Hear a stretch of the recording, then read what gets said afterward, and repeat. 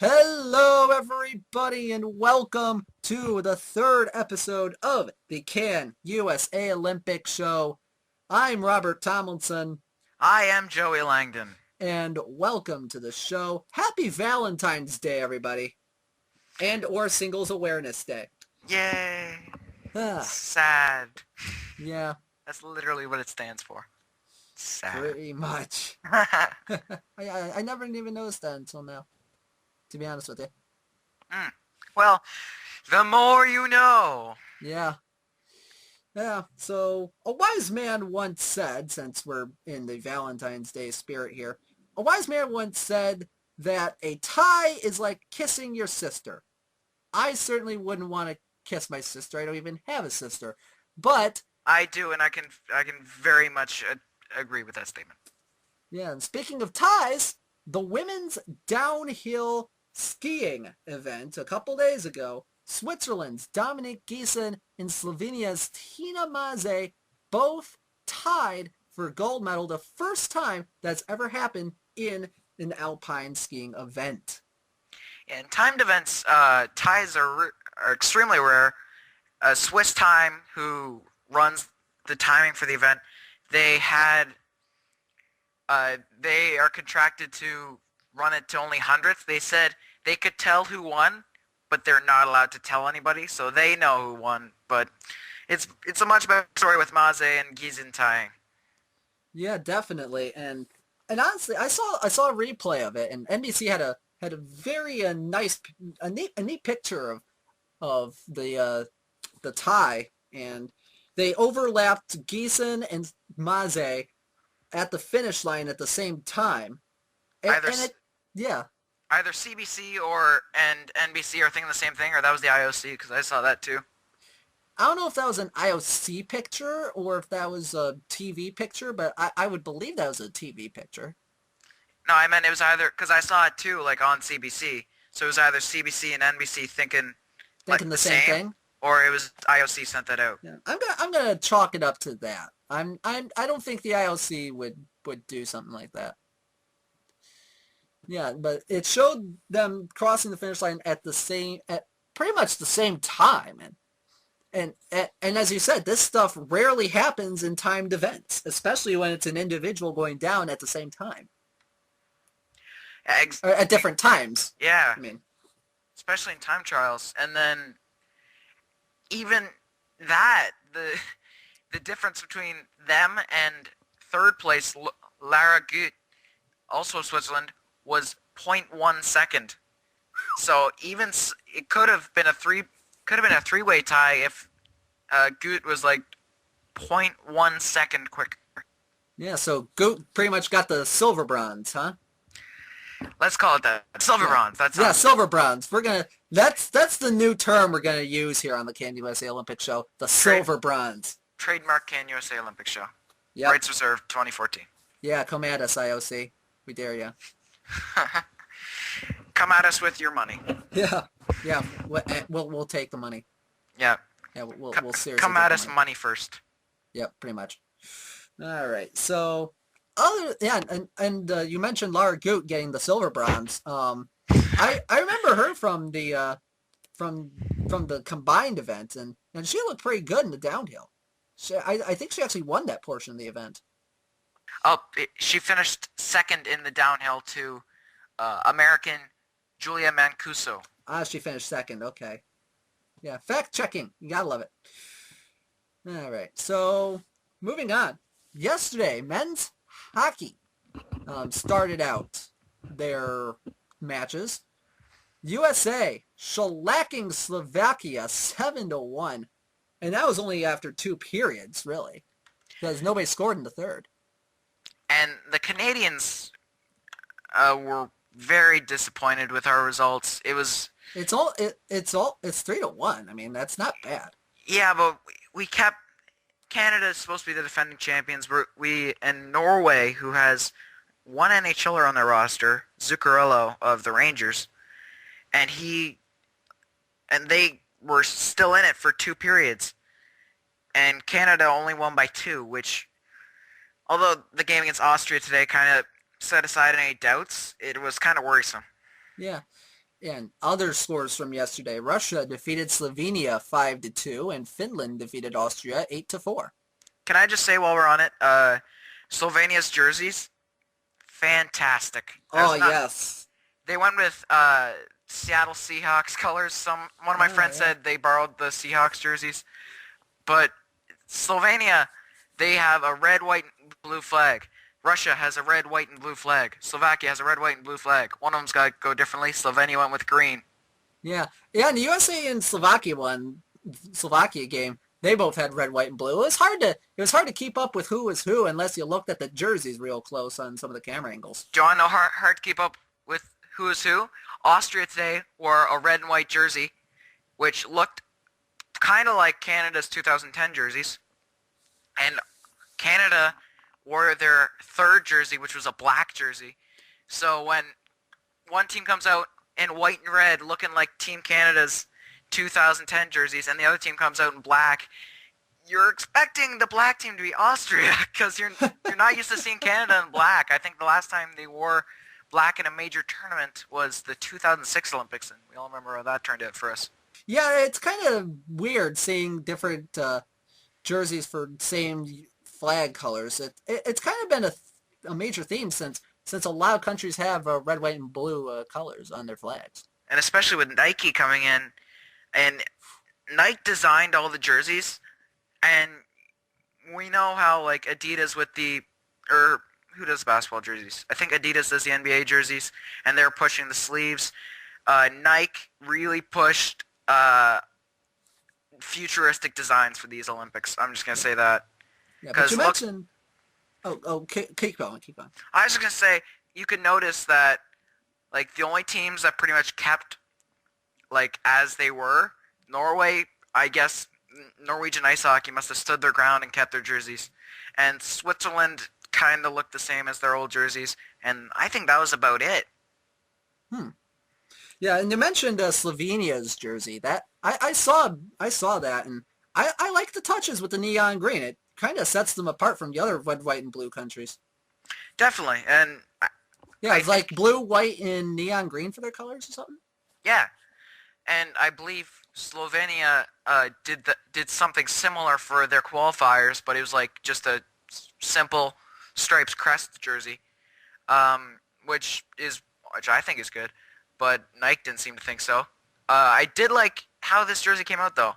Don't really like Canada's jerseys though, honestly. I kind of like the USA's jerseys. Yeah, they're alright. Still not as good as they could be. I liked 2010s better, and I like 2002s a lot better. Like 2002, I think for each country was my favorite jerseys. Okay, and the USA jerseys and the Slovakia jerseys, I watched a little bit of the game at school yesterday, and they almost looked pretty much the same design. Incredibly similar. Incredibly similar. I had a little bit of a hard time keeping track of who was who at times. Yeah. Well, getting back to the actual action, the hockey games today, in Group C, Czech Republic played against Latvia. That was 4-2 for the Czechs. Sweden played against Switzerland. That was 1-0 Sweden. That was actually a fun game to watch. I got to catch the tail end of that. Men's Group B, Canada beat Austria 6-0, as mentioned before. And in the other Group B game, actually a surprise to me, Finland was able to beat Norway 6-1. So setting up actually a very good third game in that group, Canada and Finland, because both teams won their first two games fairly easily, and that could be an exciting game. I honestly think that Canada going into the third game of round robin, we're not traditionally very good in the third game of the round robin. I think Finland will take it, but Canada will recover in the qualification rounds, and they'll probably end up against maybe a Slovenia or a Switzerland in the first round of the playoffs. They'll win that game easily, and I think they'll keep going to the final, pretty much same route as they did in 2010. Yeah, especially with Canada and Finland winning their first two games. I'm intrigued to see how that goes too. It's going to be a fun game to watch, that's for sure. Keeping on with hockey, women's hockey, about a couple days ago. The big matchup, USA versus Canada. Our first head-to-head battle. And a disappointing, crushing loss for the U.S. Yes, Haley And Wickenheiser it was was able to close. get a good goal. Yep. It was close. It was I'll give definitely it that. it was definitely closer than probably we would have wanted, but I'm glad we got the win. This does, same as in 2010, we're in separate semifinals again. Canada. It's gonna happen, isn't Yep. It's gonna be a crash course. Very likely running into each other in the final. Oh man, I'll have to find a stream of that online since it's gonna be whoo boy. Yeah, that's gonna be a good one. Also, the semifinals for women's hockey were set, or the quarterfinals rather, and it should be actually. I think it'll be a really interesting quarterfinal leading up to eventual defeats for the semis.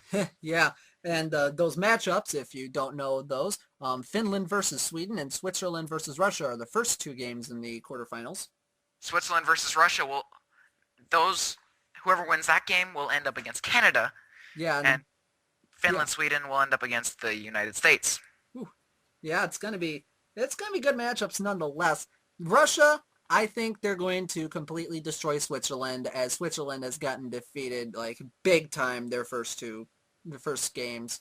It's going to be a blowout.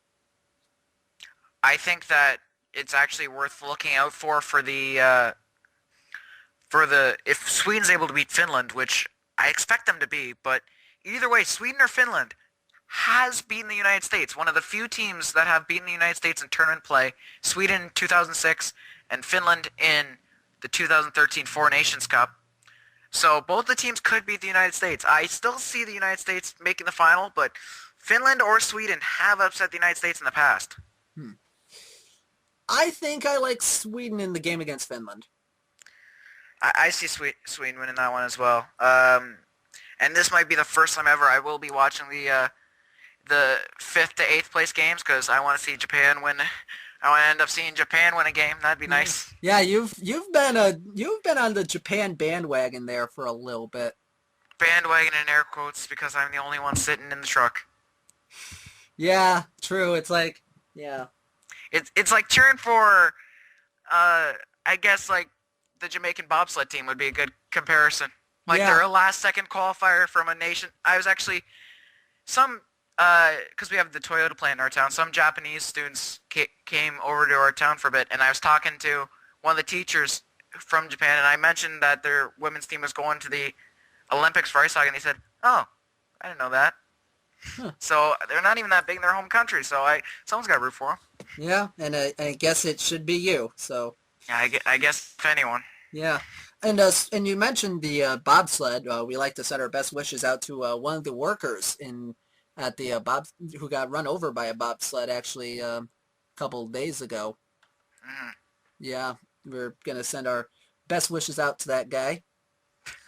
Yes, definitely. Yeah, it sucks to get run over by something. Especially as I have no good way to talk about this without. I feel terrible for laughing now. I know, and oh man. But anyways, I wasn't laughing at the instant. I was laughing at the way you said it. It sucks to get run over by anything. Yeah, and again, send our best wishes out to that guy. Yes, definitely.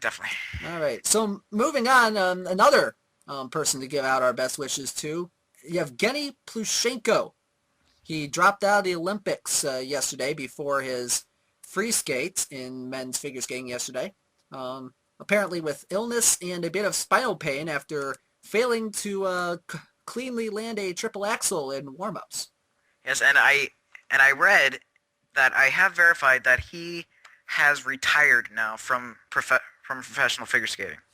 Yeah, and that's a huge blow to the sport.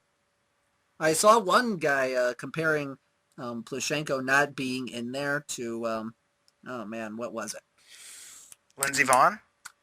No, not Lindsey Vonn. I think it's more of an American comparison, like I think a baseball comparison, maybe a Derek Jeter comparison. I'm not sure.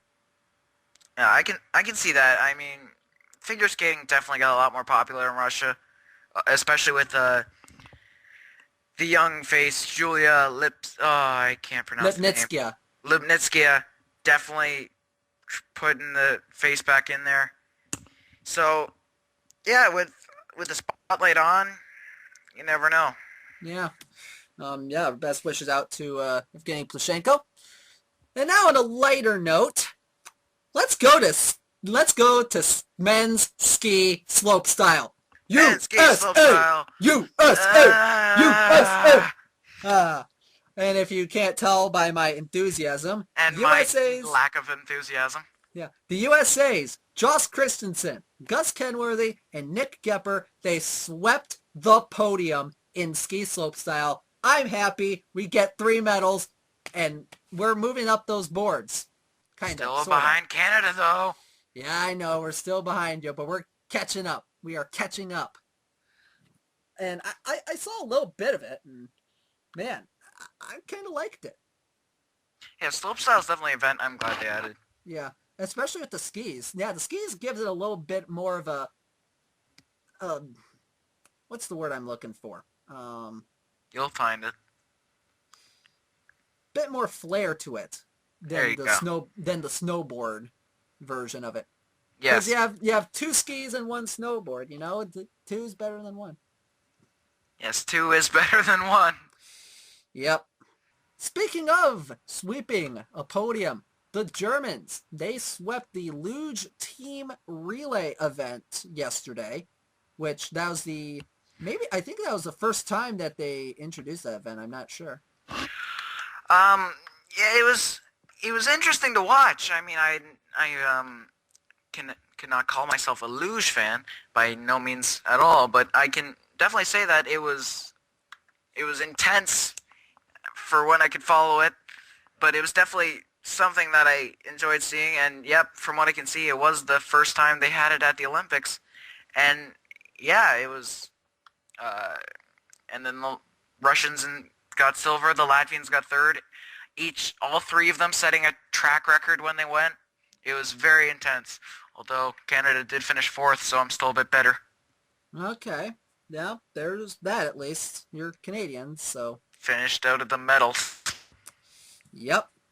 All right. Moving on to figure skating. Men's figure skating. Yuzuru Hanyu won the gold in men's figure skating. Patrick Chan of Canada took silver in men's figure skating. And Canada, Canada. See, I can chant too. Uh-huh. And Ten Denis from Kazakhstan got the bronze. Yeah. I did catch some of it as CBC was showing it during the intermissions of the Canada-Austria game. But it was very, very nice to see another Canadian on the podium. Hopefully we can keep it going. This is very unprecedented for Canada. We're normally late Olympians. We're not used to surging at the beginning. This is unfamiliar to us. We're all excited. It's great. Mm-hmm. All right, so with that out of the way, what is coming up tomorrow, Joey? Tomorrow is Saturday the 15th, and if you cannot tell, I'm stalling for my computer to load. Here we go. Alpine skiing, women's Super G. That is a medal event. Cross-country skiing is the women's relay. That is also a medal event. Curling. Here we go. Women's round robin. Canada versus Japan. China versus Sweden. Great Britain versus Korea. And that is at 9 a.m. Only 3 matches. I guess teams wanted an extra bye. Men's round robin. Sweden versus Germany. Denmark versus Switzerland. Canada versus Great Britain. That'll be a huge match for Canada as we are struggling, and it'll be nice to play against Great Britain, who we have traditionally had a good competition against. And then Russia versus China. Women's curling again. Reverts back to the traditional 4-match schedule. The United States faces Sweden. Canada faces Russia. Great Britain faces Switzerland. And Denmark faces China. Canada trying to continue their streak of Olympic dominance at the women's level. Men's hockey. Slovakia versus Slovenia. Battle of the Slavs. That was a stretch. That was USA a stretch. USA versus Russia. And then Switzerland versus Czech Republic. Sweden versus Latvia. All great games. I am personally looking at USA versus Russia as the game to watch, and I'm sure you will agree. Mm-hmm. Women's quarterfinals, previously mentioned, Finland versus Sweden at 12, and Switzerland versus Russia at 3:30. I'm pretty sure that is Russia time, but no matter. Short track speed skating, women's 1500 heats, men's 1,000-meter quarterfinals, and it all ends up at the women's 1500 final and the men's 1,000-meter final near 4 o'clock. Skeleton, that's headfirst luge for those of you who don't know. Men's medal event, ski jumping, large hill finals. And speed skating, that's long track, the 1,500 meters. Bit of a shorter schedule. That is a bit of a short schedule than we're used to. All right, so. You got what you want to say about the luge thing? Yeah. So, any final thoughts? We're gonna wrap it up here. Joey, any final thoughts? Go Canada. Let's keep this streak going, please. Maybe, hopefully. Yeah, and my final thoughts. I saw somebody on Twitter yesterday. They're having a little fun with some of the events. You know how the 4-man bobsled is, right? Yes. Yeah. One guy suggested that it should be made like a combined event, you know, along with a biathlon, you know. Okay. So you have the guy. So his idea was to have the guy in the back shooting at targets while the bobsled is going. That is a good idea, and that was also a very long final thought. Yeah, it was. It was. Also, another final thought. Rest in peace to one of our favorite baseball sim games online, SimYard. Ah, right in the heart. I know how you feel. Yep, it was lasted for just over 6 years, and I was around for about 3 of them. You were around for about 5 of them. Yeah, and it's sad to see it go. So there's that. So, with that, we end this episode of the CanUSA Olympics Show. I'm Robert Tomlinson. I am Joey Langdon. And we will see you on Sunday with our next episode. Good night, everybody.